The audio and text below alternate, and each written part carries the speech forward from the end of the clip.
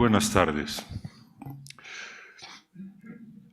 Es un gran honor para mí y para esta institución casi centenaria de México, el Colegio Nacional, haber organizado este encuentro, la libertad de vuelta. Lo hemos organizado ante todo en recuerdo de aquel encuentro Vuelta, la experiencia de la libertad que organizó Octavio Paz, la revista Vuelta, los que colaborábamos con él, en 1990, y al cual vinieron personalidades, pensadores de todo el mundo, o de casi todo el mundo, para examinar los temas candentes de ese momento: la libertad, la democracia, los autoritarismos que parecían en repliegue, la religión, el lugar de la literatura en el siglo XX, y las perspectivas del lugar de la religión también, y las perspectivas de todo ello para el siglo XXI. No voy a mencionar los nombres porque fueron más de 40, todos muy distinguidos. De ese elenco, dije ayer, el único sobreviviente en este congreso junto a mí es mi amigo Leon Wieseltier, editor de la New Republic, legendaria revista, y ahora de la revista Liberties. Norman Manea y Michael Ignatieff también viven, y afortunadamente son testigos de lo que ocurrió entonces. Fue un encuentro importante, esperanzador, porque en Europa del Este y en América Latina, para sorpresa de muchos, pues todos los países, como una especie de efecto de dominó, pero al revés, se levantaban del militarismo, del caos, de la guerra, para erguirse con la democracia y la libertad. Bueno, algún día vamos a volver a editar todos esos reflexiones. En su momento editamos 7 volúmenes, haremos un documental, vale mucho la pena, pero lo haremos en combinación con este encuentro a los 35 años de aquel. La libertad de vuelta reúne a otro elenco igualmente notable de pensadores con puntos de vista distintos, plurales. Somos amigos, pero pensamos afortunadamente distinto. Creemos en la libertad, creemos en la democracia, pero tenemos puntos de vista distintos, incluso encontrados, para hacer el diagnóstico del momento actual. Y como es un momento en el que han surgido tantos problemas, tantos temas que jamás imaginamos siquiera en el año de 90. En el año de 90 el populismo parecía una reliquia argentina, algo como el tango pero menos popular. Y de pronto, con la aparición de Hugo Chávez a final del siglo, el populismo, con una cierta inspiración peronista, pero también con un componente importante de ideología marxista en la relación de Hugo Chávez con Fidel Castro, adquirió, una presencia y una fuerza muy clara en el continente, pero lo que jamás imaginamos, yo no estoy seguro ni siquiera que en 1998 lo hubiésemos imaginado, es la aparición de este fenómeno, pero con gobiernos claramente de derecha en Europa, motivados por varias razones que son temas que vamos a analizar aquí. Y además, ¿quién iba a imaginar la irrupción de ese peronismo latinoamericano en la Casa Blanca? No creo que nadie se le hubiera ocurrido. Pero bueno, la historia es una caja de sorpresas y tampoco entendimos muy bien la naturaleza del fundamentalismo religioso. Tampoco, en ese congreso, por cierto, nadie habló de China. No existía en el horizonte. Bueno, hubo omisiones, hubo algunos aciertos, me imagino, más omisiones y distorsiones que aciertos, pero en todo caso nos unía un mismo espíritu de optimismo y de esperanza. Bueno, 35 años después, aquí estamos para analizar desde distintas perspectivas los grandes temas de nuestro tiempo. Es una reunión de ideas, una confrontación de ideas y de diálogo, de debate, ideas, diálogo, debate, eso que hace falta tanto en México. No es una reunión de confrontación política, no somos un club político, somos un grupo de amigos que hemos visto siempre con pasión, con interés y con preocupación los temas de nuestro tiempo. Todos mis amigos y los participantes en este encuentro tuvieron oportunidad de escuchar estas mismas palabras con 2 o 3 palabras de más o menos el día de ayer en un primer momento de la reunión que tuvimos en la Universidad de la Libertad. Así que voy a omitir para ahorrar tiempo, pero sí lo mismo que he dicho en inglés, pero sí voy a decirles a ellos, welcome to el Colegio Nacional.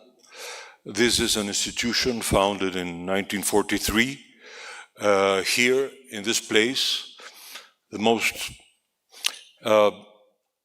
cherished and respected Mexican writers and thinkers and painters and scientists have had a place, and it's here that I first attended the lectures of Daniel Cosío Villegas and Octavio Paz and so many others. So I'm very pleased to give you, to welcome you here, and let's start the discussion on the first panel. Thank you very much.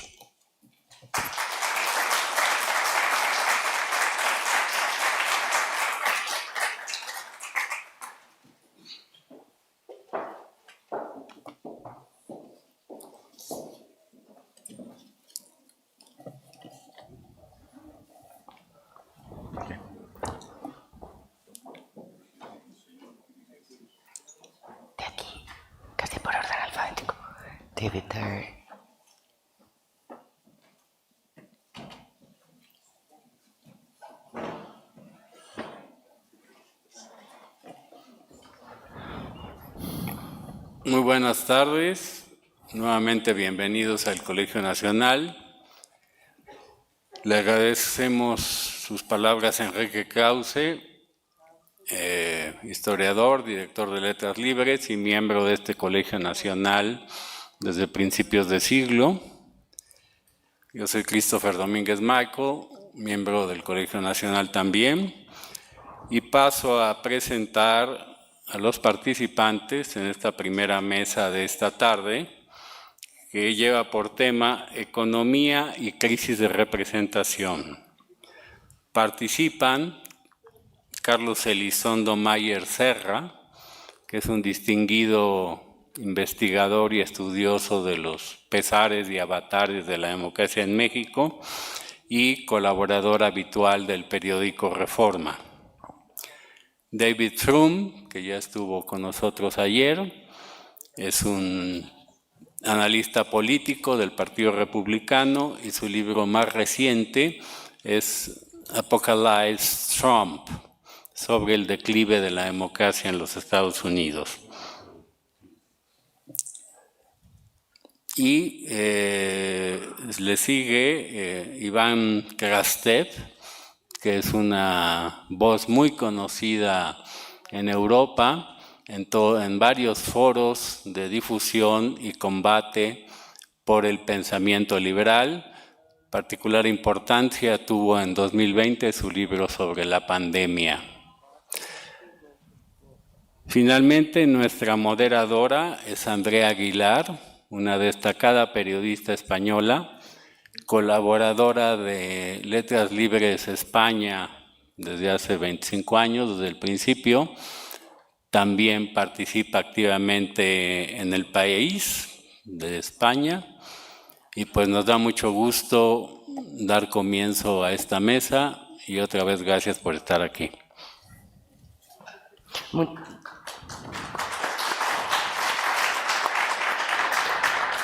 Muchas gracias, Christopher, muchas gracias, Enrique, muchas gracias al Colegio Nacional, a la Fundación Arte y Cultura, a la revista Letras Libres, por poner en marcha estas maravillosas conversaciones y este homenaje al encuentro de Vuelta de 1990.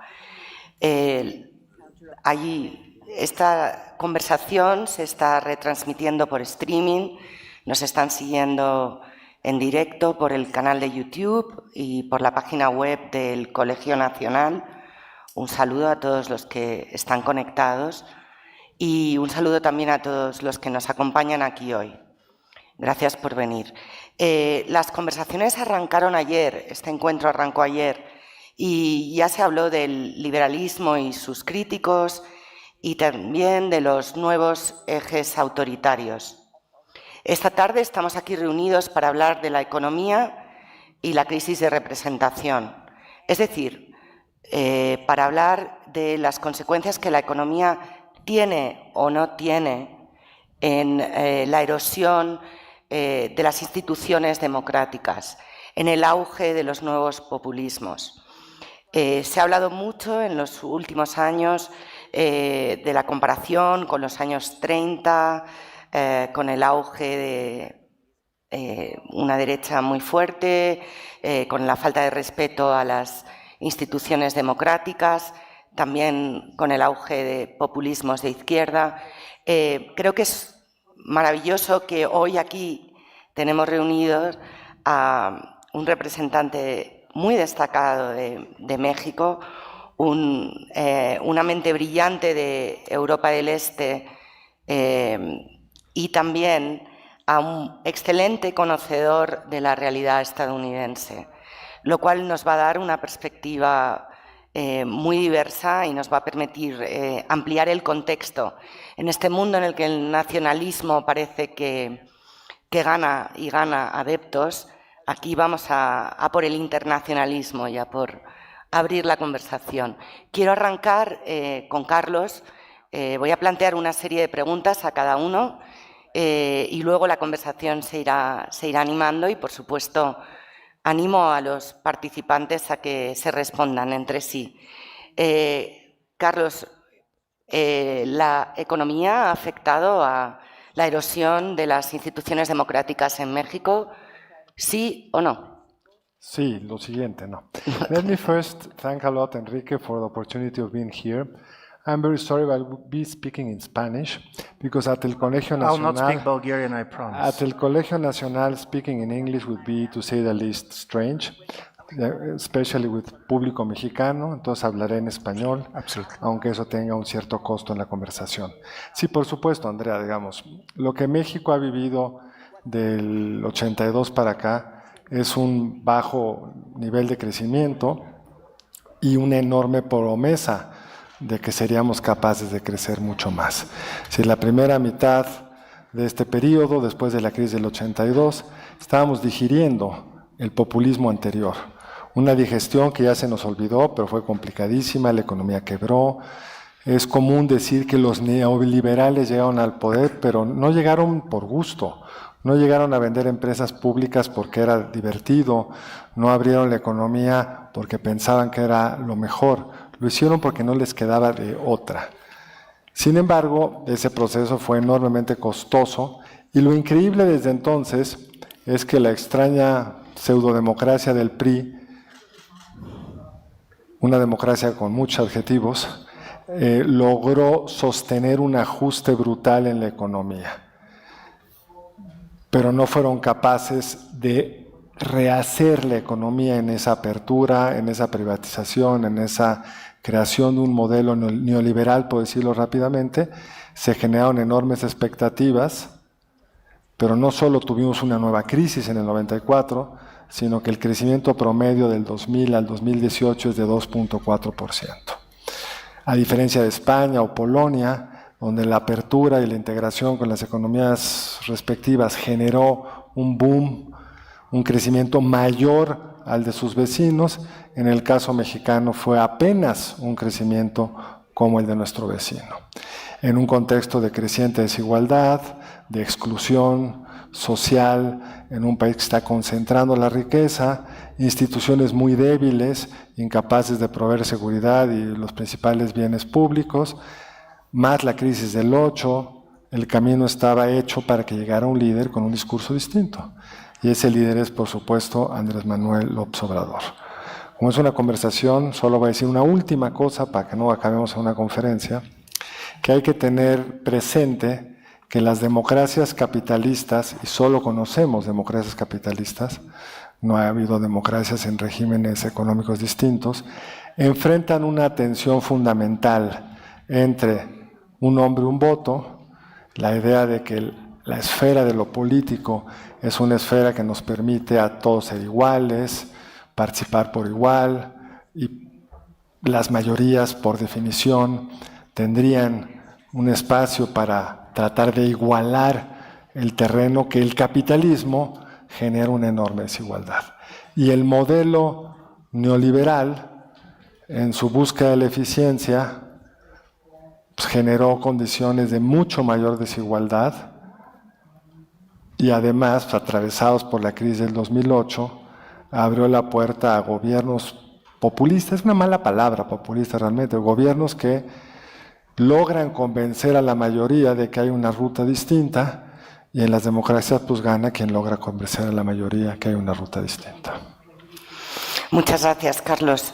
Now it's Ivan's turn. So even we spoke about many aspects, but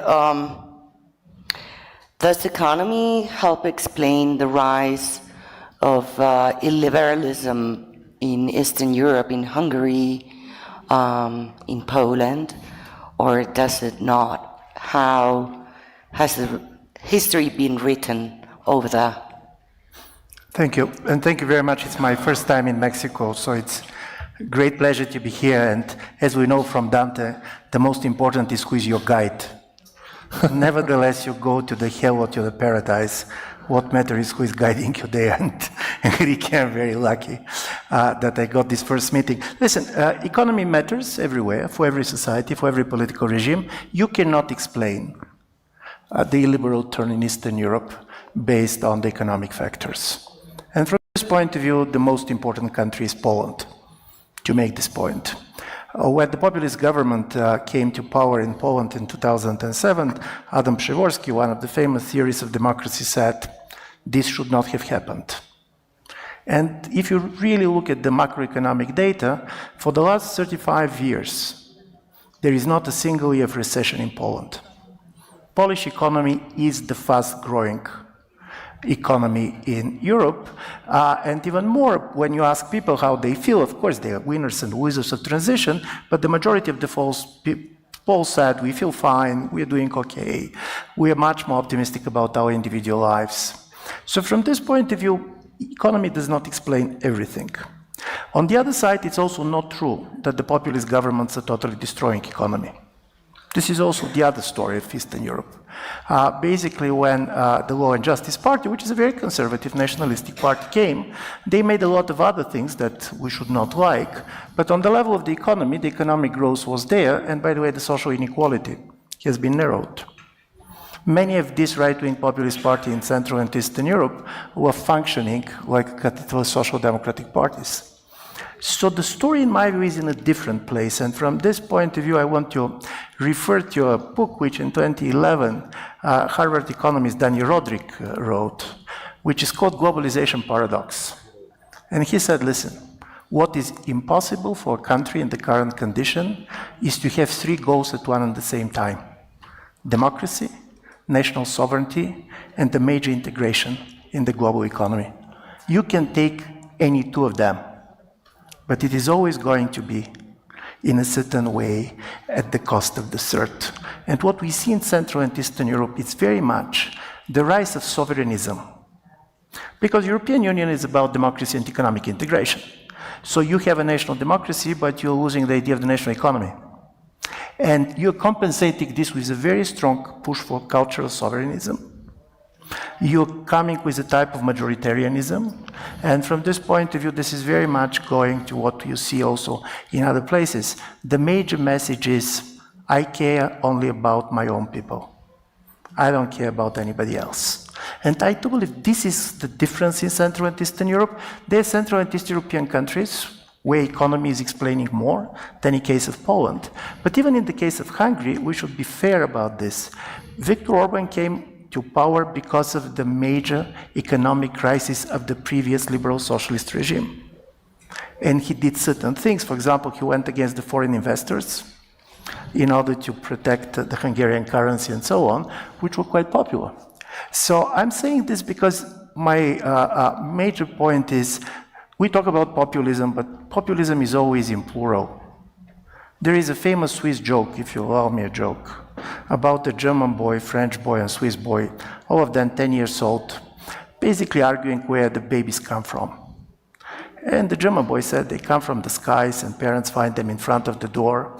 And the French boy started laughing and said, no, of course they come from the bedroom. But here the Swiss boy became very nervous. And he said, do not generalize. It's different from canton to canton. And the case of populism, we have a general trend. But when it comes to explanation, we should go with the Swiss version. It's different from canton to canton. Okay, great. Thank you, Ivan. So, David, how far, what role did the economy play in the resurgence of Trump, in this Trump-apocalypse that you've written about? And it's been mentioned, inequality and sort of the downfall of the middle class in the US. May I take a step back and deal with some very basic questions? Oh, only one thing. Could we speak a little bit slower, all of us, I'll speak for slower. the translator? Yeah. The science of economics deals with a small number of problems that are inescapable for human beings: material scarcity, uncertainty of information, and the inevitability of change across time. And there are not, in fact, that many different answers to these questions. There are many different details, but the number of answers to these questions is quite finite and quite small. And for many of them in the modern world, the answers turn out to be some variation of either command or agreement, state or market.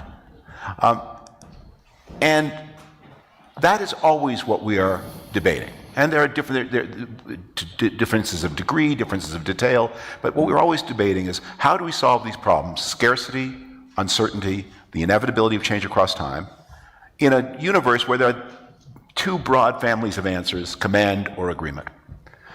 And populism, so-called, try to get elements of command at the expense of elements of agreement.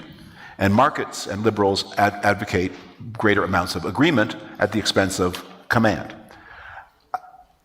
You often hear in Mexico the word neoliberalism used as an insult. But the truth is the phrase neoliberalism was originally coined by people who advocated neoliberalism, and they did not mean it as an insult. And the question is, why did they think they needed those extra 3 letters in front of the existing word liberalism? Well, economic liberalism evolved in the 18th and 19th century to mean a system of very broad agreement, maximum amount of agreement, but that system was prone to crises, depressions, shocks of all kinds, culminating in the most terrible of the shocks in the 1930s. And coming out of that experience, advocates of market economics said, you know what, we need to learn from some of our critics. And the neoliberalism, which was, again, a phrase coined by people who advocated this kind of change, was to say, we must learn from our critics and integrate into our systems of agreement certain elements from the domain of command for the greater stability of the liberal system.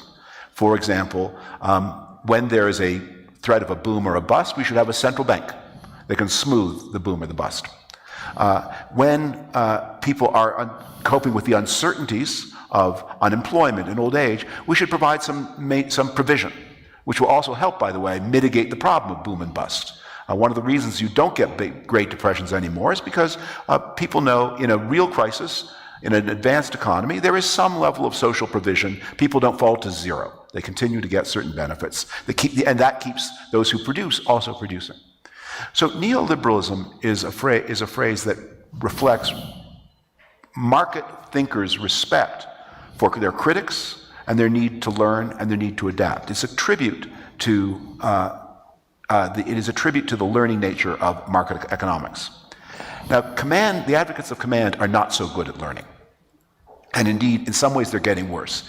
There was a period in the 1970s and 1980s when advocates of socialism tried to learn from the domain of agreement. And their efforts, the Soviet Union had some, other countries had others, to integrate elements of market into a command economy to see if it could work. It did not work. The command economies collapsed all over the world, and the advocates of command lost prestige. Now they're back. And this time they're saying, you know what our mistake was? Our mistake is learning too much. We must go backwards. We must be more obscurantist. We must be more primitive. We must be more dogmatic. We must not learn anything from our experience. So we have contrasted 2 systems. The neoliberal system, the market system, is a little bit in discredit right now, but its resource is that it can learn. And the advocates of command, they're a little bit in the ascendancy right now, but they have a disadvantage, which is they always have trouble learning, and they have never had more trouble learning than they have today. They just refuse to learn. They see it as a betrayal to learn. And so I think it's pretty clear where this present moment is going. And we are going to see, with the rise of statism and protectionism and nationalism and command in the United States, in Mexico, in many other places, these experiments are going to fail. And then the people who try to grope out of the failure are going to discover there aren't that many answers. There aren't. If one doesn't work, you have to try the other. Okay. Would any of you? Sí, yo querría, I would like to address your point about the command versus the agreement. Basically, I think there's an element that must be taken into consideration, which is China. China certainly shows the world that there's a combination between commands and market, between state and market, that works extremely well. And China manages to live in the world of the market without the consequences that people thought it would have. When Japan and Germany entered into the market, they integrated also as democratic countries, opened their economies, opened their political systems, and became normal citizens of the world. The problem now for this distinction between market and state is that China has been extremely successful in using the market, planificating in critical areas, and as you've seen in the relationship between the US and China, now the upper hand is China with rare earth and other materials which are even more important than the chips that the US could sell to China. So that's why this combination of command and market, I think, has changed. Of course, Mexican state is incapable of doing anything similar to what China did. There are some particular characteristics that explain why China has been so successful. But I think that's one of the reasons why, even in right-wing US or sort of left-wing Mexico, there is this new attractiveness to command the economy, because among other things, neoliberal and the markets create some sort of exclusions that you can only solve through returning to Roderick's main idea. You cannot have at the same time the three, so what Trump is opting for is democracy and nationalism against globalism. And for 30 years we thought that globalism in China would allow them to be less nationalistic and more democratic. Just to continue on this, because I agree that China is the real challenge. Never before Western democracies have been seeing a competitive economic system. Soviet Union, even in the 40s and 50s, was quite successful basically when it comes to producing high quality military weapons and others, but they never managed to produce this kind of a level of standard of living and others. And here the story is, we were challenged with three assumptions that became problematic. One is that market creates a middle class, and the emergence of middle class automatically creates demand for democracy. You remember the old generation of democratic theories, people like Lipset and others, they're basically going to believe that there is, in modernization theory, almost automatic relations between the emergence of the middle class. And then you can have a middle class society in China, which is not, at least for the moment, striving for democracy. Secondly, big data is changing the way the command economy works. Listen, all the things that the Soviet Planning Committee was dreaming about was the type of an information that you can get now, because this is not simply information on the market, but also social attitudes and others, also totally different possibilities for control. But my third story, and this is the one that worries me most, is that while when we speak on conferences, we see the American, for example, system as the Chinese system as very different in confrontation, I see a much more convergence, and this time on the Chinese side. I don't see, for example, the way how American big technological companies in their relations to the government start to be so different than the Chinese one. Suddenly they became a company, state-minded private companies, and their relations with Trump was very kind of important on this, because the scale itself changes their relations to the government. And I'm saying this because, in my view, the biggest story about, and I agree very much with you that the market has one major advantage, and this is self-correction. You do something, and then basically you earn out of it. But probably we're going in a different type of economy at all. Because you said about economic crisis. Is America in a crisis? If you trust the stock market, not. Basically, level of unemployment is quite low. So this is not 1929. This is not this type of crisis. And if you see also people, particularly technological companies, they're cashing the future. In my view, this is the major kind of a challenge that we see in politics. Populism is cashing the past. Highly nostalgic, by the way, both on the left and on the right. On the future, you have companies that have not produced $1 profit, who are basically now with a valuation of trillions. And I do believe this kind of a time change is going against some of our assumptions from the 1990s or the beginning of the 20th century, where the technological change changed the nature of the economy. So even what you're saying about the technological changes brings up another important point, which is AI, artificial intelligence, that revolution, what's going to happen there. It seemed for a bit after Trump came to power in the US that the tariffs that he was going to put in place and the anti-immigration policies would lead to high inflation, and that would eventually hit some of his voters and might get him out of power. Now that is not actually happening yet. Partly, as I understand, because of the AI boom. It's the boom and boost that you mentioned, David.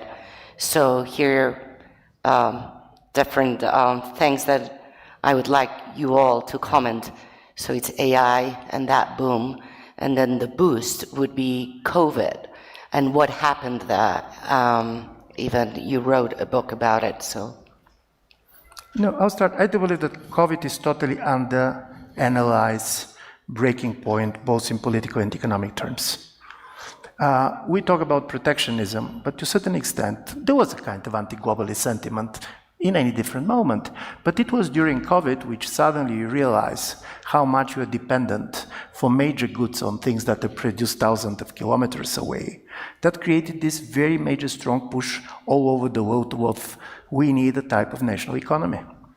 I don't want to be dependent on China or on other countries for any medicine that have been produced. It cannot go like this. Secondly, in my view, COVID changed dramatically the way this new technology entered the life of the population as a whole. Listen, there was internet before and there was social media and so on, but the way people changed their life, the way basically we start to relate it to them in a period of 2 or 3 years, and this was globally, it happened everywhere at the same time. This is, in my view, dramatically changing the way of politics. And thirdly, when was coming was that it changed the imagination of the people. I'm just going to give you one example. Imagine that you're a climate activist, and all your life you have been dreaming all planes to land at the same day for environmental reasons. You're dreaming about this, but you don't believe that it's possible. It happened. And if you're a right-wing activist, you have been basically dreaming that all borders to be closed at the same day. You're dreaming about it, but you don't believe it's possible, and it happened. So suddenly what is possible and what is not possible dramatically changed during the COVID period. And as a result of it, when I see many of the governments coming back, for me the major question is what they learned from COVID. For example, the Biden administration decided that one thing that people learned from COVID was that big government is back. They read COVID experience as a Great Depression experience. Because really the government helped, and particularly Biden government helped people. But at the same time, there was also strong libertarian resentment against this. Don't tell me how to live. Don't go after my freedoms. And as a result of it, there was also, I do believe, Milei victory in Argentina cannot be explained without the COVID experience, particularly among the younger generation, where informal sector was basically totally destroyed by some of the protectionist measures. So from this point of view, what we are seeing is you have this major rupture, which in my view was COVID, and then different governments try to make their choices when it comes to Danny Roderick's trilemma. And I agree totally. In the case of United States was sovereignty. Suddenly, basically, Trump go and then to the American people, we were not the hegemon. We were the hostage. We are the biggest victims of globalization. We are going to be the leader of the anti-globalization movement. And when a country and economy on the side of the United States take this position, believe me, this has the effect which basically the changes in the Soviet Union had on the communist bloc. Because America was the biggest insurer of this system. Mm-hmm. And I do believe this is the things that we, and very much goes back to the conference between 35 years ago. Unfortunately, we're unlucky because 35 years ago, you have really first-class East Europeans on this conference. You have people like Miloš and Kolakowski, and now you should live with me. But the story is that this is a major change. And from this point of view, we cannot talk about the economy in the same way we have been talking before. Mm-hmm. Well, Trump's big idea, to the extent he has a big idea, is to make the American economy look and function more like the Chinese economy.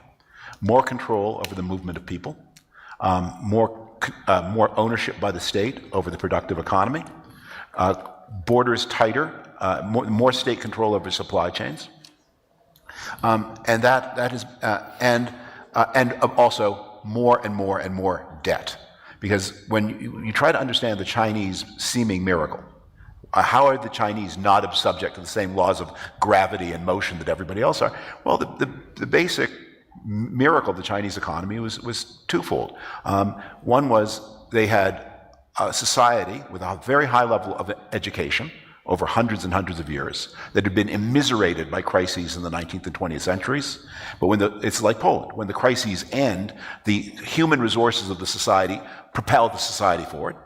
And the second was they used the power of the state to suppress private consumption and to redirect all the wealth, or much of the wealth created by the rebound of a potentially advanced society to state control and in high investment. It's very much the same thing the Soviets did in their seeming miracle after World War II. It's the same thing that other developing economies have tried to do.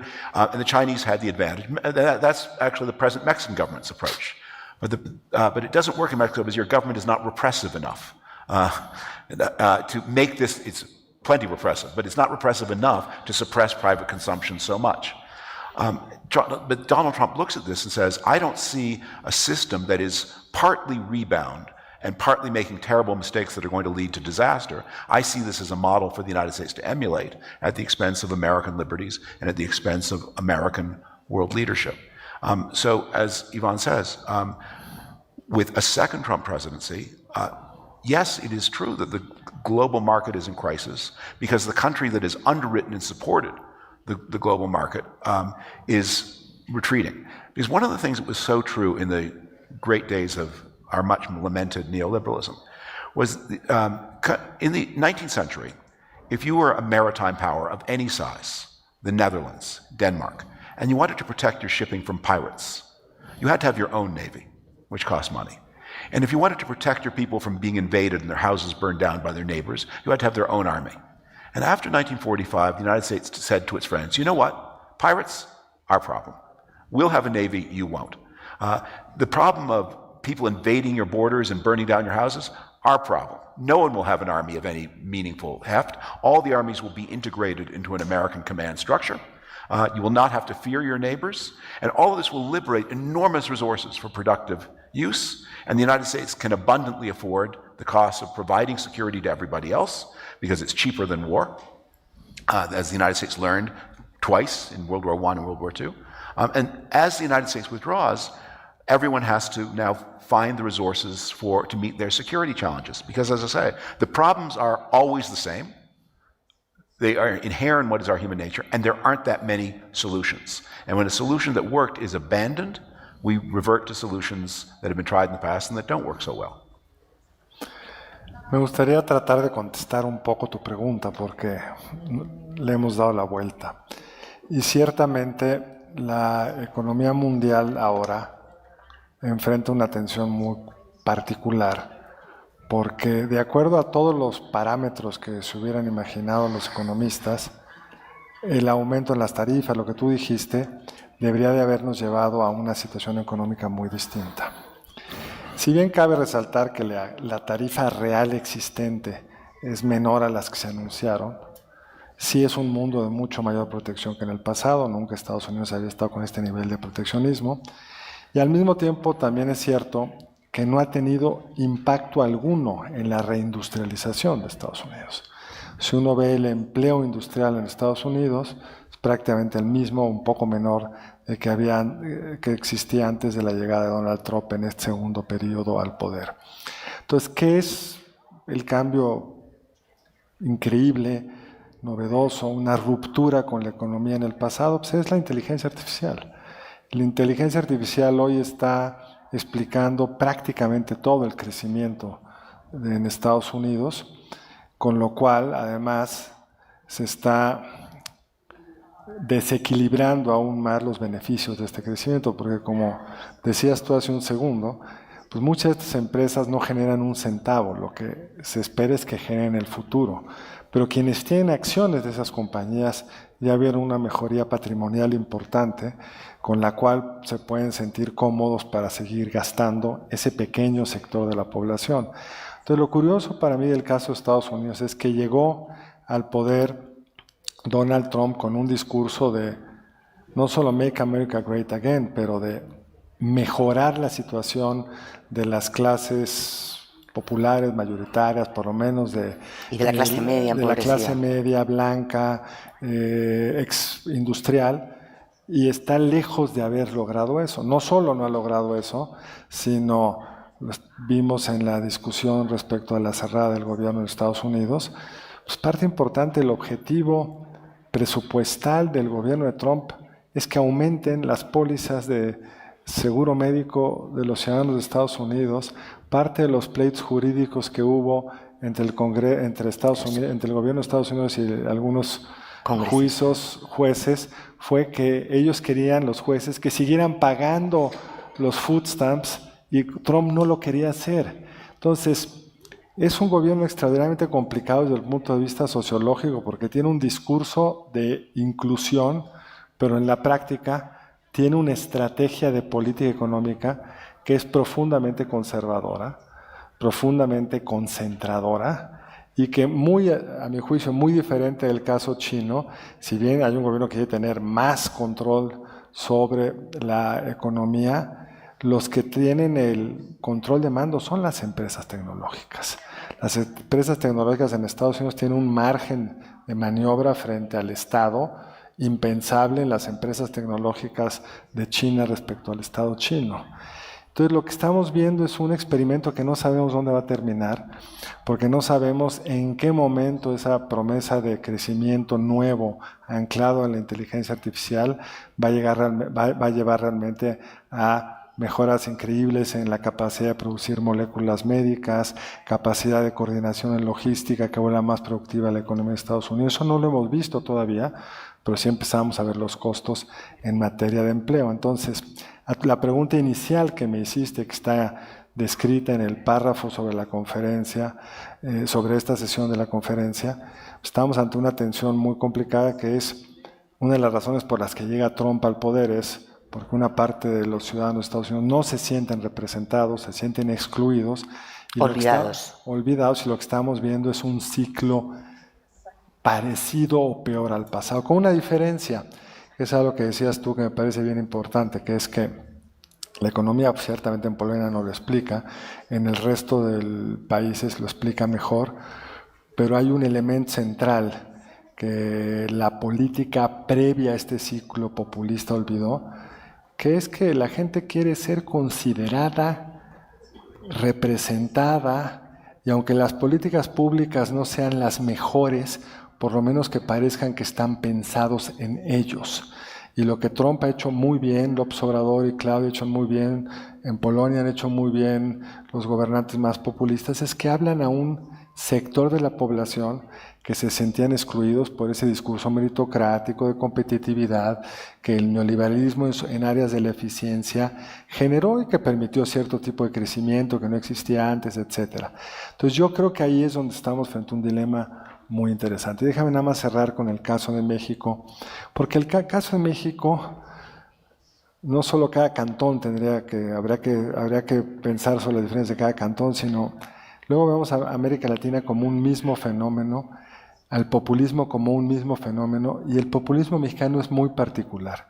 Primero, porque aunque es un populismo de izquierda, en la práctica su lógica de izquierda tiene un solo concepto redistributivo que en el fondo es profundamente friedmaniano, que es yo reparto dinero. En vez de repartir vouchers, reparten dinero. Entonces, un gobierno muy chiquito, el gobierno mexicano tiene 25% del PIB de gasto, realmente su margen fiscal es muy estrecho, el grueso del gasto se concentra en pensiones no contributivas, becas, apoyos para A, B, C y D. El presupuesto en salud, educación y bienes públicos se ha contraído brutalmente.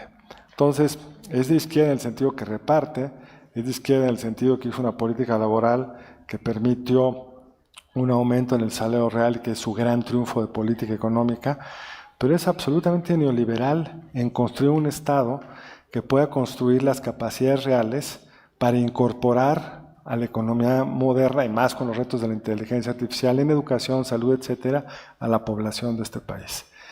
Y es un gobierno que, a diferencia de los populismos de América Latina del pasado, que resolvían la presión política emitiendo dinero, creciendo, funcionaba durante algún tiempo. En Argentina los ciclos son muy evidentes.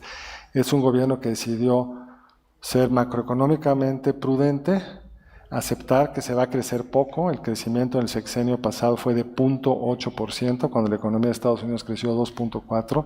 La economía en lo que va de este año de Claudia Sheinbaum se va a crecer a 0.5%, cuando la economía de Estados Unidos está creciendo 2%, pero le apuestan a que esa redistribución les alcance políticamente. Very much agree. For me, the most central in all this story with populism is nationalization of the elites. You are not nationalizing industries anymore, not particularly attractive. But you go for nationalizing of the elites because from the point of view of the people, the last 35 years have been the liberation of the elites. It's not simply that you have a major income discrepancy, which is enormous, and everybody was measuring, and basically we know how big it is, but simply you cannot control the elite by the state. The nature of the capital has changed. I can move out. You cannot tax me. And secondly, also with the end of the Cold War, part of the elites lost the fear of a government that can come and nationalize you and basically kill you. So from this point of view, suddenly you have an elites which are not simply becoming richer, but they don't feel totally, particularly in small states, they don't care about the national governments. They show how much they don't care about the national governments. What I saw in countries of Eastern Europe, for example, my own country, Bulgaria, 15 years ago, if you're a politician and you speak foreign language, this was perceived as an advantage. You're better educated, you're probably going better to defend the interest of the country. And then suddenly, what was very important for many of these populist leaders, which is not true for Orban, but it's true for Kaczynski, they don't speak foreign languages. Because suddenly they're telling to the people, do you know what? We're together. I don't have an exit. I'm going to stay with you.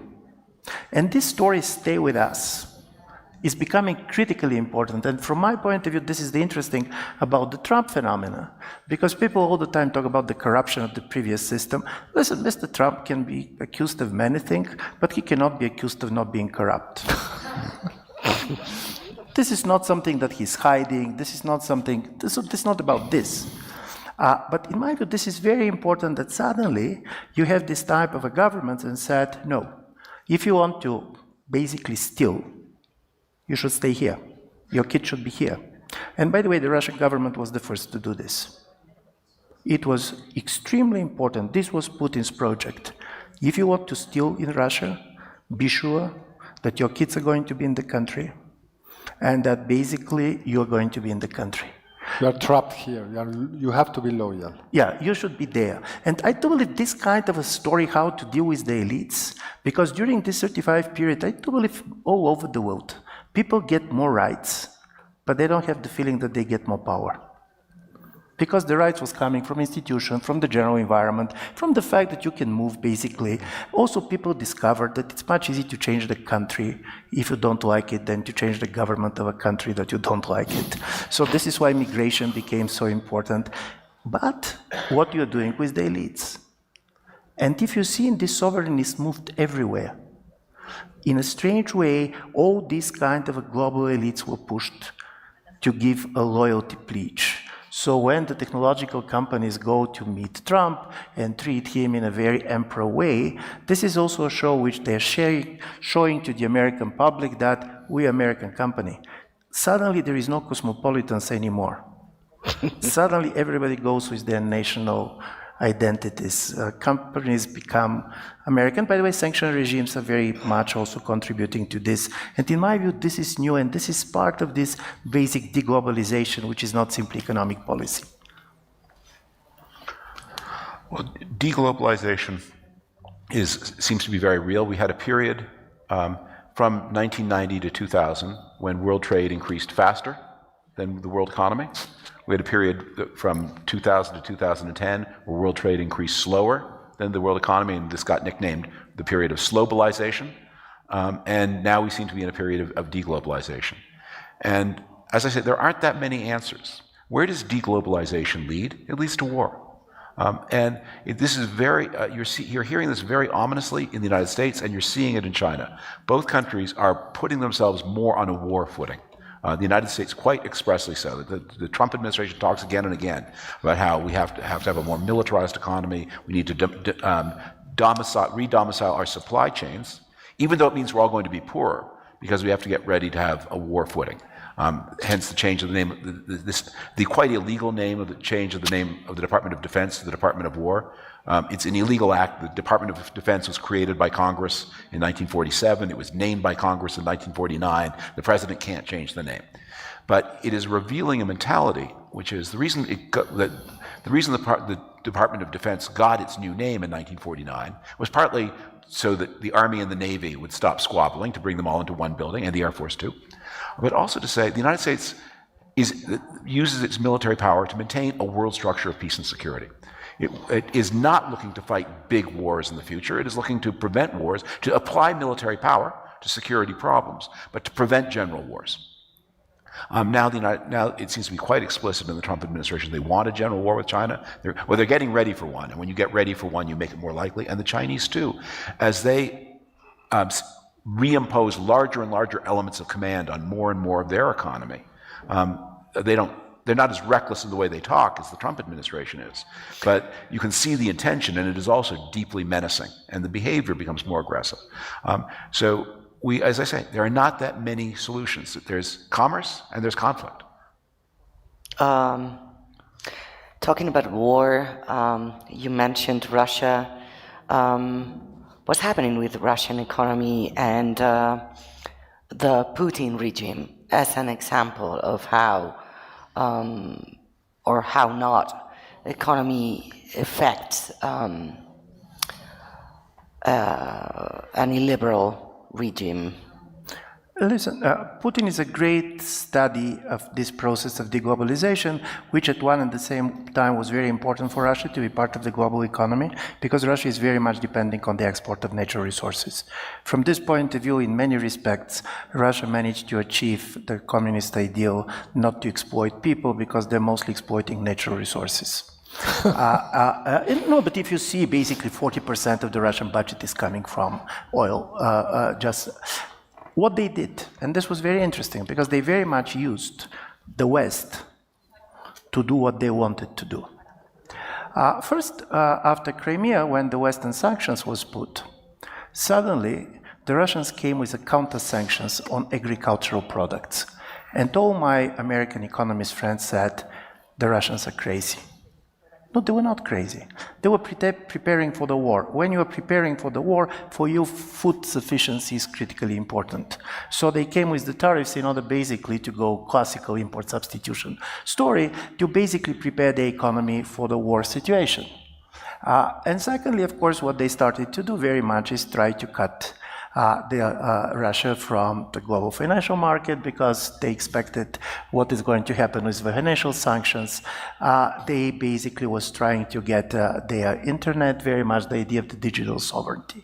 So I agree very much with David on the fact that even when the war is not the objective, only way to try to convince people to go on this type of a fortress states economy is to try to threaten them that war is possible. And this is what happened in Russia. Russia is a strange and particular economy, but also Russia shows one major analytical, in my view, failure on the Western way to understand what was going on. I have been present on tens and thousands of presentations of how corrupt Russia is, and because they are totally corrupt, you can easily basically go after them, because they're never going to do anything that is going to hurt their banking accounts. Listen, you should be very much underpaid academic to believe that the president of the nuclear state, who have been in power for 20 years, think in terms of his bank account. This is not how President Putin thinks. Yet it's a very corrupt system. This is not true for anybody, but he was not in power simply basically to have his bank account. And as a result of it, we failed for our misunderstanding of the nature of the Russian regime. The fact that you're corrupt does not mean that this is the way that is basically all your major objectives are defined. And this is why the economic sanctions, which were perceived as the new weapon. By the way, for the American administration, sanctions were critically important, not simply because of Russia, but because in the beginning, Biden administration, and particularly Jack Sullivan, was very clear on this. This is the new weapon, this economic weapon, and we're going to do on Russia something that Chinese can understand, why they cannot withstand certain things. You do this. And then do you know what was, and which is probably less known for you, how Russia survived the first 2 years? Because 2022 was very tough for Russian economy.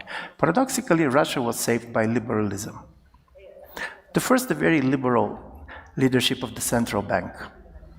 Russia has extremely, by the way, competent central bank leadership, which was very much created during the liberal 1990s.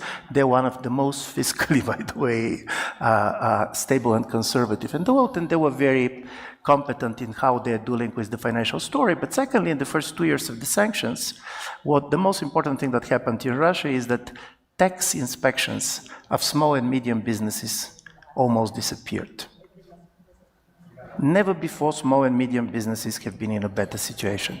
Because the tax inspection in Russia means that they're coming, they're asking money from you, you should give them money. If you're not going to give them money, you're going to have a problem. And suddenly, basically, with the decision of the president, no tax inspections. And also, I'm not interested how you're going to violate the sanctions, but I want to have the goods on the market.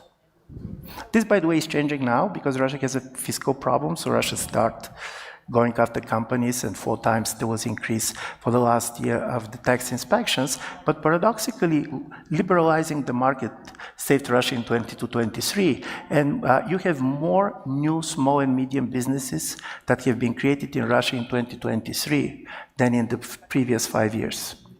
So from this point of view, to understand how different economies deal with this, because of course in the case of Russia you have a major isolation, there was market and so on, they're going to pay in the long term a very high price. But then at the same time we know that the economic cost that Russia is paying is not enough to change the military objectives of the Putin government. And this is an important thing, and going back to China, and this is my last point, there is a new book being published recently by an economist who have been in China for a long time, American economist, which is called Breakneck. And he's comparing Russia, not Russia, but United States and China as an engineering state versus the lawyer state. And it is true that the nature of the elites are very different. Basically, a big majority of the people of position of power in China has engineering education. So as a result of it, everything good and everything bad comes from this. Good, a lot of public works, if you see their railways and if you see their public infrastructure is great. Bad because if you see their anti-COVID policy and what they did to their country was also based on the fact that they have a matrix that is typical for engineering. But on the side of the United States, the story is what Fukuyama calls vitocracy, that the system was created that it is very difficult to build.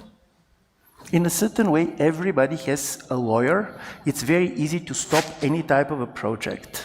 In a certain way, the most important things about kind of a liberal economy, the fact that people and companies have rights, have turned against basically the productive nature of the economy. And from this point of view, I do believe we are in a moment in which all major economies are trying to decide who you want to be. So it's going to be an identity change moment. I don't believe that Russia has much to change on this. It's much more constrained there. But for the United States, even this talk about affordability that comes from Amdani, this is very much about also building. You should build things, public things. You should try to be able to create, for example, housing, things that in a certain way liberal societies have been failing big.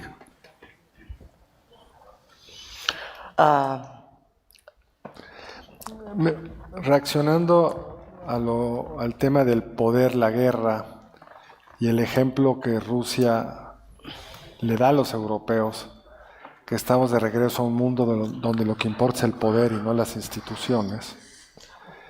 Creo que para América Latina,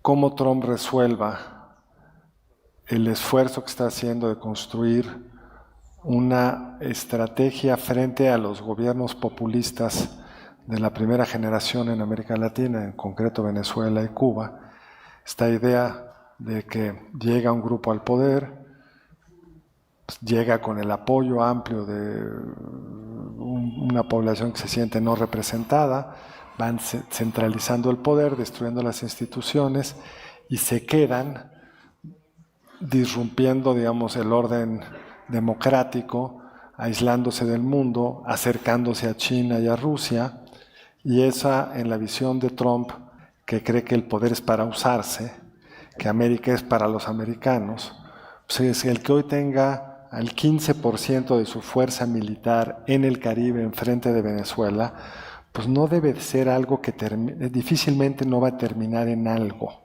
Y si esto termina, es una posibilidad, no digo que vaya a suceder, pero si esto termina ya sea con Maduro negociando una salida, con un golpe interno para deponer a Maduro, con algún ataque militar que elimine a alguna de las gentes cercanas a Maduro o al propio Maduro, el equilibrio en Estados Unidos, en América Latina respecto a su relación con Estados Unidos va a cambiar de forma dramática y los gobiernos que en el siglo XX en América Latina, sobre todo la segunda mitad, lograron una amplia autonomía respecto a Estados Unidos, el mero hecho de que la isla de Cuba siga siendo gobernada por Fidel Castro a unas cuantas millas de Florida es un símbolo de cómo cambió el poder en la segunda mitad del siglo XX, cómo siendo el poder, el gobierno más poderoso del mundo, tuvo que enfrentar una serie de restricciones, aún después de la caída de la Unión Soviética.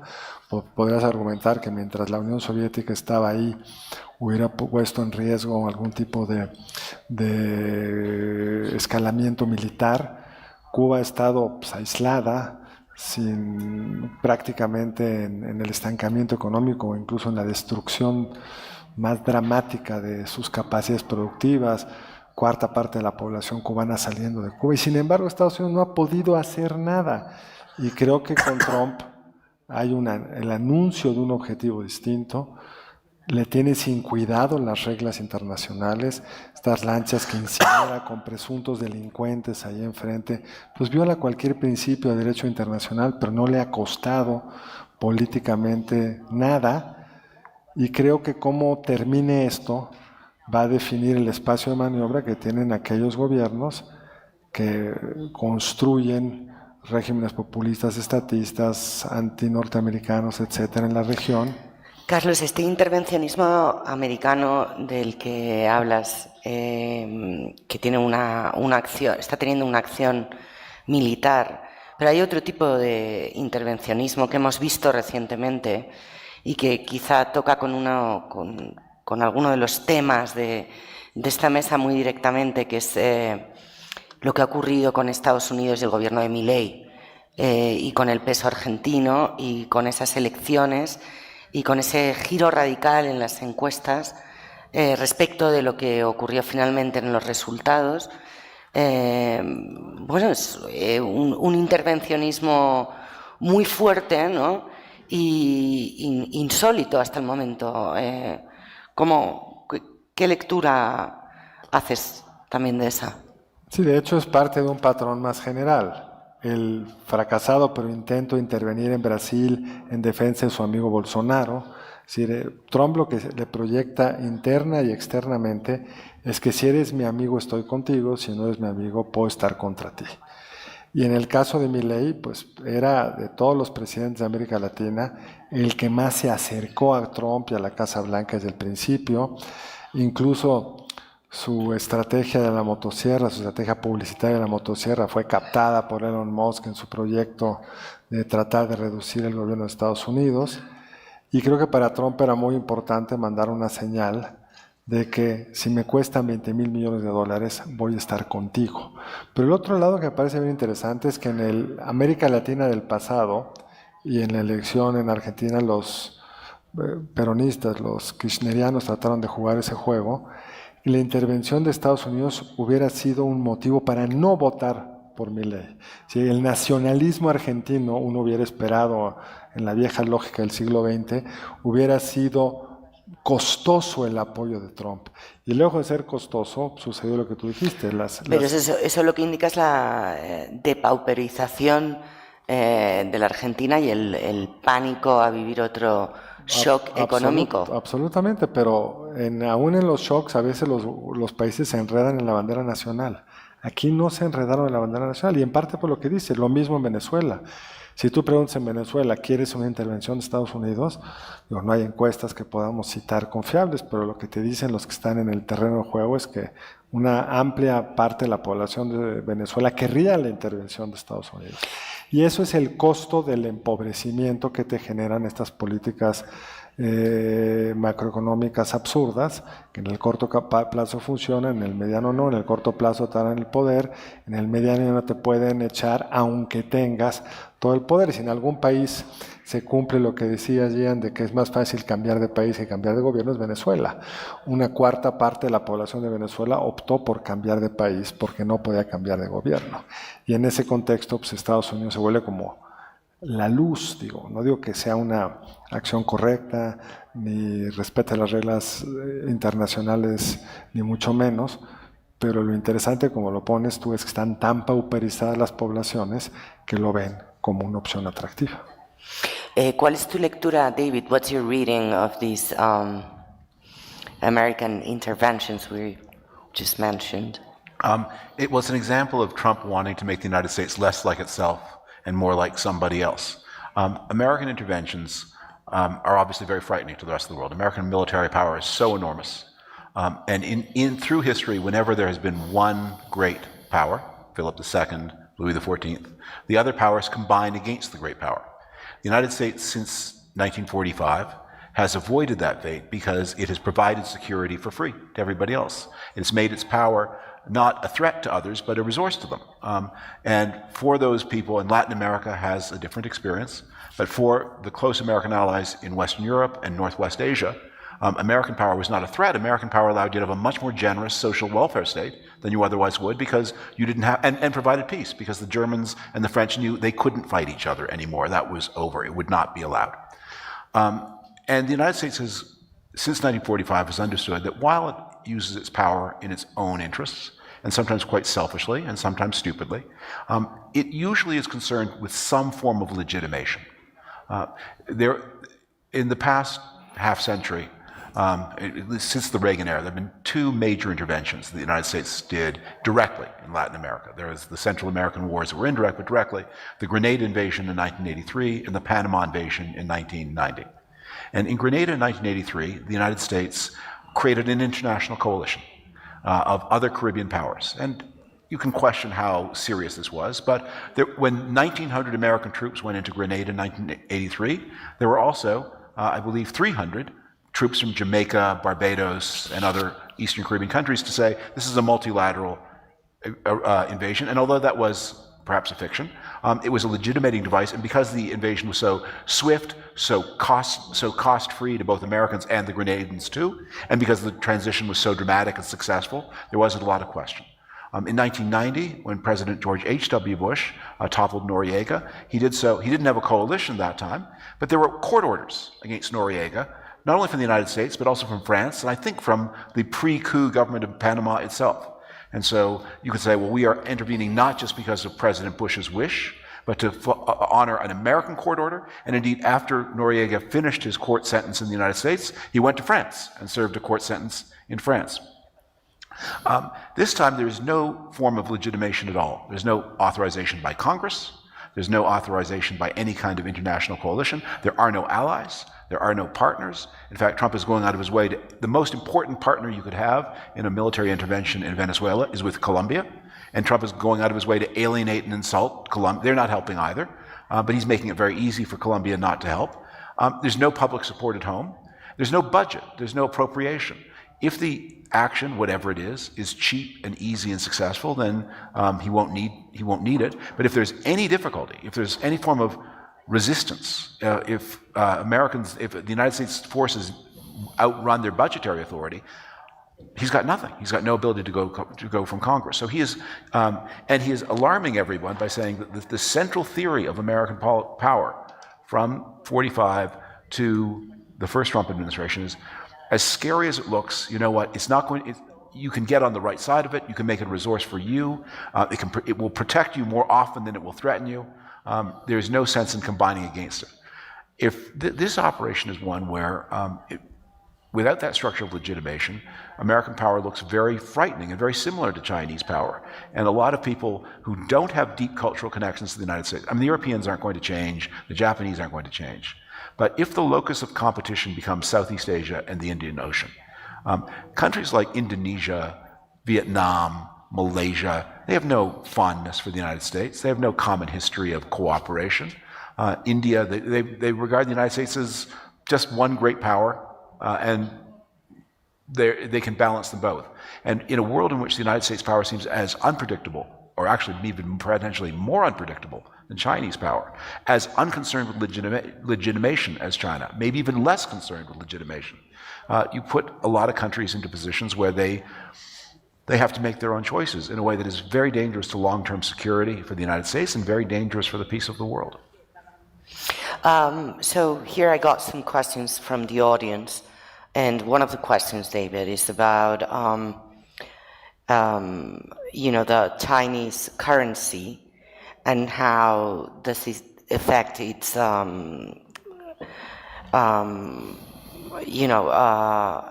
does it affect the commerce, the way the currency in China is controlled by the government.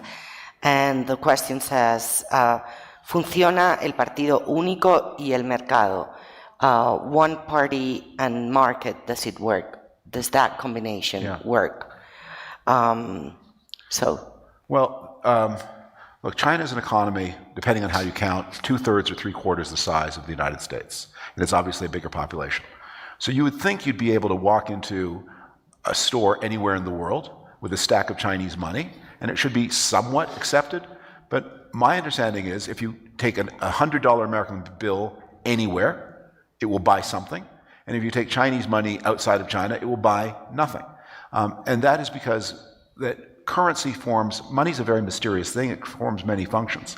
And one of the things that is really alarming about the United States is the United States dollar is a great asset. And the Trump administration seems bent on destroying it too with these cryptocurrency subversions.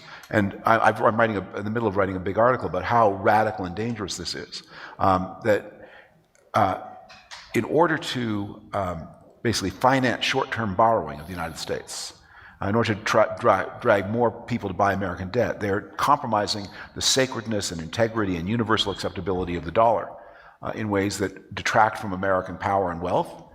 But China's currency, again, I don't know what happens if you walk into a bar in Kinshasa with a stack of Chinese money. I bet they don't take it. And I bet they do take a $100 American bill. Particularly, they'll take gold these days. Very hard to put gold in your shoe. Hay una pregunta también para Carlos, y también relacionada con China. La pregunta tiene una introducción algo larga sobre Norberto Bobbio, pero la pregunta en sí es la aspiración de estos populismos nuevos imitar el modelo político económico chino. Esto voy a añadir algo más. Me ha parecido muy interesante lo que has contado del modelo clientelar de ayudas públicas en detrimento de otro tipo de políticas públicas más amplias, con más proyección de futuro, quizá más sostenibles y como con la promesa de construir sociedades mejores en su conjunto, no solo apoyando a un segmento muy particular de la población y de una manera con ayudas directas, como has mencionado. Y esto, enlaza con el debate que ha habido actualmente en Estados Unidos durante la campaña de la alcaldía de Nueva York, de el tipo de los dos modelos de ayuda, si es la ayuda para todos o la ayuda para los más necesitados, y cuál sería el modelo que se debe seguir. Gracias al público y a ti, Andrea. En el caso de la pregunta primera, los gobiernos de América Latina quieren coquetear con China, unos lo hacen muy bien, otros menos bien, no necesariamente por afinidad ideológica o admiración, sino porque les sirve como contrapeso a Estados Unidos, porque son economías, salvo México, para las cuales el mercado chino ya es más interesante que el de Estados Unidos. De hecho, el gobierno mexicano, primero con AMLO y luego con Claudia, coqueteó un poco con esta idea de vamos a buscar equilibrar nuestra dependencia de Estados Unidos con China, pero las condiciones objetivas, básicas, elementales, es que uno, con China competimos, no nos complementamos. Un poco a tu pregunta, David, si México dejara de exportarle coches a Estados Unidos, ¿cuántos coches de estos los compraría China? Como con lo de los billetes, 0. Los chinos tienen sus propios coches, nos los exportan a nosotros. Brasil exporta soya, nosotros exportamos manufactura, y el gobierno mexicano entendió que había que buscar quedarse en la órbita de América del Norte, e incluso tienen muy claro que parte de la renegociación del Tratado de Libre Comercio va a ser cómo ponemos un arancel, sino como un similar a China, pues para evitar la triangulación de productos en caso de que podamos salvar el tratado con arancel 0 al grueso de los productos entre ambos países. Pero desde el punto de vista ideológico, para este gobierno de Claudia Sheinbaum, no sé para otros de la región, si hay una enorme así como admiración de un estatismo que sí funciona y se imaginan a sí mismos que pueden de alguna forma emular eso. Pero creo que es una mera fantasía por varias razones, pero la más importante es que parte del triunfo de este tipo de gobiernos como el de México, el de Andrés Morena, es tan brutalmente antielitista, tan estrictamente antimeritocrático. Andrés Manuel López Obrador decía en las mañaneras del pasado que los que se iban o los que nos íbamos a estudiar al extranjero, nos íbamos al extranjero para aprender a robar. No solo no nos quedábamos en México, no utilizábamos los valores educativos mexicanos, sino allá aprendíamos a hacer las peores cosas posibles. Se ha construido una lógica absolutamente antimeritocrática. Las elecciones del Poder Judicial que tuvieron lugar en junio del 24, además de que violenta todos los principios fundamentales de la separación de poderes, sin entrar a las partes más teóricas del respecto, estaba basado en el principio de cualquiera puede ser juez. Antes era un proceso con fallas y lo que tú quieras, pero era meritocrático. Sí. Y al final para élites. Entonces, la ministra de la Suprema Corte, Lenia Batres, del ala más radical de Morena, antes de ser ministra de la Corte vivía en un departamento, le llamamos vecindades, departamentos muy pequeños, hacinados, y salió un video de ella gritándole a su vecina de la forma más vulgar. En la élite lo vemos, qué horror, esa va a llegar como ministra. En el grueso de la población lo ven, yo también puedo llegar a ministra. Entonces, eso ha erosionado las capacidades del Estado mexicano, que de por sí nunca fueron muy sólidas, que hace el sueño chino prácticamente imposible en lo general y difícil incluso en temas específicos. Un tema que conozco con cierto detalle, que es Pemex. Llevan ya 7 años en el poder con el lema rescatando la soberanía, el estatismo sí funciona, vamos a ser de Pemex una gran empresa petrolera, y ninguno de los indicadores que prometen se cumplen porque las capacidades de gestión están tan erosionadas que no van a poder hacerlo, creo, nunca. Entonces, ese tipo de competencias no las tienen, y en parte eso explica, y ahí el observador es bien inteligente y sensible, dijo, pues mira, yo no puedo asegurarte que te llegue salud, eso es muy complicado, hay que meterle mucho dinero, pues sí puedo asegurar que te llegue dinero. Y entonces el intercambio es muy sencillo, yo te doy dinero y tú luego resuelves tus temas de salud por otro lado. Paradójicamente, el modelo neoliberal de transferencias de recursos que lo hubo era focalizado. La idea es, lo vamos a llevar solo a los más pobres y lo vamos a llevar con criterios condicionados. Yo te doy el dinero a ti, Andrea, si tú llevas a tus hijos a la escuela y al centro de salud. Si no, no te lo doy. El modelo de AMLO es completamente universal, no es paternalista, porque esto tiene una lógica muy paternalista, es universal. Yo puedo a partir de los 65 años de edad ir a cobrar la pensión no contributiva, o sea, no está focalizado, y de hecho la información te muestra que los más pobres que no tienen la información, que hay muchas de estas transferencias, no les llegan en la misma proporción que a otros deciles. Entonces, lejos de, no solo en la universalización no es que les llega a todos, sino les llegan más a aquellos sectores que saben que existen esos derechos. Entonces, para cerrar con tu pregunta final, yo creo que ese tipo de dilema México o el gobierno de Claudia Sheinbaum lo ha tratado de resolver con dar ese dinero, y hay un esfuerzo infructuoso de ampliar un poco las capacidades de salud y otras cosas, pero hasta ahora no han podido hacer. Hay coqueteos con ideas de vamos a congelar las rentas, vamos a hacer A y B, pero hasta ahora se han dado cuenta que pues, eso, en un contexto donde el Estado no tiene capacidades de construir viviendas, o que está haciendo un gran plan de viviendas, pero es como para un sector mucho más de clase baja, pues no tiene demasiada salida. Entonces yo creo que la paradoja del populismo de López Obrador y de Claudio Sheinbaum es un Estado muy chiquito repartiendo dinero y casi no haciendo nada más. Un dato final para que veas de qué tamaño es el pequeñito Estado mexicano. Ojalá tuviera, digamos, no tiene la capacidad de reprimir el consumo ni mucho menos. El Estado mexicano invierte este año 2 puntos del PIB. La inversión privada son 20 puntos del PIB. Es un Estado que sabe que sin la inversión privada el anémico crecimiento mexicano sería aún más frágil. Gracias, Carlos. Iván, let's close with you. Would you like some final remarks? And then this discussion will be over. So. No, we can even finish without my final remarks.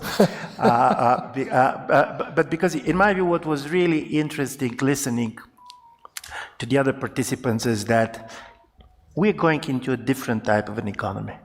It's not that one small country decided to deglobalize.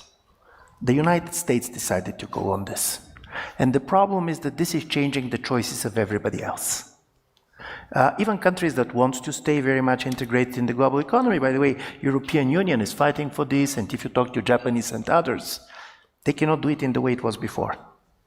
And as a result of it, when, by the way, Trump came to power, European Council on Foreign Relations have been doing a survey around the world.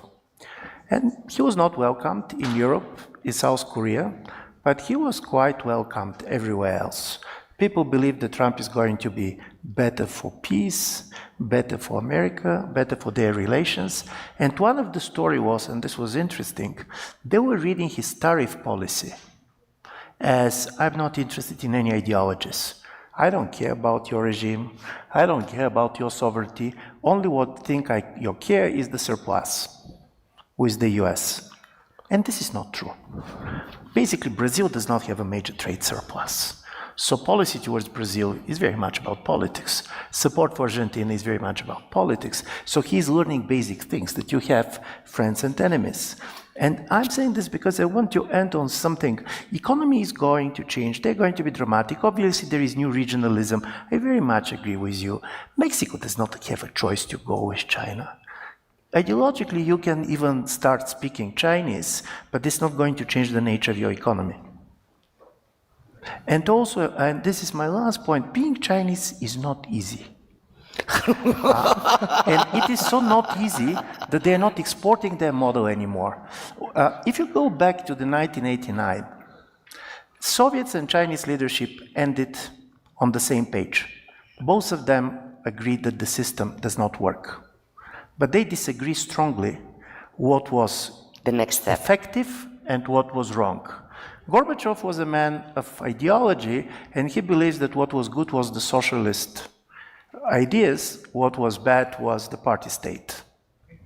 Chinese decided that what was not really important was the ideology, but what was really good was the party state, because it can deliver different things here and there. And I do believe creating a state that can deliver is becoming a problem for both democracy and authoritarian regimes. The weakness of authoritarianism is that the fact that you have a strong man does not mean that you have a strong power. And this is true, by the way, even in the case of Russia. You can be strong on television and you can do things here and there, but for example, President Putin was very personally concerned about COVID, as we know. He protected himself a lot, but he never dared to go with a mass vaccination because he was afraid how public was going to react. Only the Chinese went full on this because they believed in their capacity to impose. And from this point of view, the state weakness is going to be a problem both for democracies and authoritarian regimes in a moment in which basically global economy goes in pieces. Okay, so before we all leave, quiero decir gracias y también en la conexión para seguir la siguiente mesa por live stream, tienen que volver a conectarse. La siguiente mesa es el malestar en las sociedades liberales con Ian Buruma, Iván Krastev, Mark Lila, Leon Weiseltier y Enrique Krause. Muchas gracias. A ti. Thank you very much. It's a pleasure. It was a great pleasure.